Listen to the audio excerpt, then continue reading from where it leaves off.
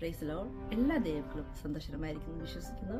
ഇത് ദൈവമക്കളുമായി ഷെയർ ചെയ്യേണ്ട ഹൃദയത്തിലേക്ക് കർത്താവ് തന്ന ഒരു ചിന്ത എൻ്റെ നിങ്ങളുടെ ജീവിതത്തിലുള്ള കഷ്ടതകൾ പ്രയാസത്തെക്കുറിച്ചാണ്. പല കഷ്ടതകൾ പ്രയാസത്തിൽ കൂടി നമ്മൾ കടന്നു പോകുമ്പോൾ, പ്രതിസന്ധിയിൽ കൂടി കടന്നു പോകുമ്പോൾ നമ്മൾ ദൈവത്തോട് ചോദിക്കുകയാണ്, കർത്താവേ എനിക്കിതിൽ നിന്നൊരു വിടുതലില്ലേ, ഇല്ലെങ്കിൽ ഞാൻ എന്താ ഇതിൽ നിന്ന് പുറത്തു വരുന്നത് എന്ന് ഞാൻ നിങ്ങൾ ചോദിക്കുന്നുണ്ടെങ്കിൽ ദൈവമക്കളെ, തീർച്ചയായിട്ടും അതിന് തക്ക സമയമാകുമ്പം കർത്താവ് നമ്മളെ മാനിച്ച് അനുഗ്രഹിച്ച് വെളിയിൽ കൊണ്ടുവരിക തന്നെ ചെയ്യും.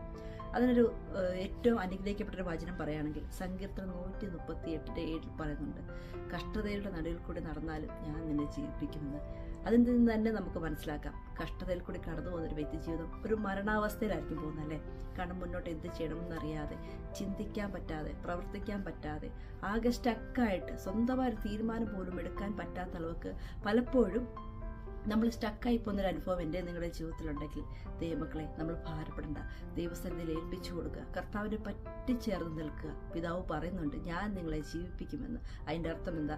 ഇപ്പോൾ പക്ഷെ മരിച്ച അവസ്ഥയിൽ കൂടിയാണ് നമ്മൾ കടന്നു പോകുന്നതെങ്കിൽ, ആ കഷ്ടതയുടെ നടുവിൽ മരണപ്പെട്ട, ഒന്നും ചിന്തിക്കാനും പ്രവർത്തിക്കാനും ഒരു ഡിസിഷൻ എടുക്കാൻ പറ്റാത്തൊരവസ്ഥയിൽ കൂടിയാണ് ഞാനും നിങ്ങൾ കടന്നു പോകുന്നെങ്കിലും അവിടെ ഒരു ജീവൻ വെപ്പിച്ച് കർത്താവ് നമ്മളൊരു മിറാക്കിളാക്കും. ഒരു അത്ഭുത സാക്ഷ്യമായി എന്നെ നിങ്ങളെ നിർത്തുക തന്നെ ചെയ്യും. ഒന്നും മാത്രമുണ്ട്, ഏതു സാഹചര്യത്തിലും പിതാവിനെ പറ്റിപ്പിടിച്ച് അദ്ദേഹത്തിൻ്റെ കൽപ്പനകൾ, പ്രമാണങ്ങൾ അനുസരിച്ച് അദ്ദേഹത്തെ സ്നേഹിച്ച് നടക്കുവാൻ തയ്യാറാവുകയാണെങ്കിൽ അത്ഭുത സാക്ഷ്യമായി തന്നെ പിതാവ് നമ്മളെ അനുഗ്രഹിച്ച് മാനിക്കും. അതിന് ഏറ്റവും അനുഗ്രഹിക്കപ്പെട്ട ഒരു ഉദാഹരണമാണ് ലാസറിലെ. മരിച്ച അവസ്ഥയായിരുന്നു, പക്ഷേ അപ്പൻ അവിടെ എഴുന്നേൽപ്പിച്ചുവെങ്കിൽ, തിരിച്ച് ജീവൻ കൊടുത്ത് എഴുന്നേൽപ്പിച്ചുവെങ്കിൽ ദൈവമക്കളെ, സാധ്യതകൾ ഒരുപക്ഷെ നമ്മൾ കൺമുമ്പിൽ കാണത്തില്ല,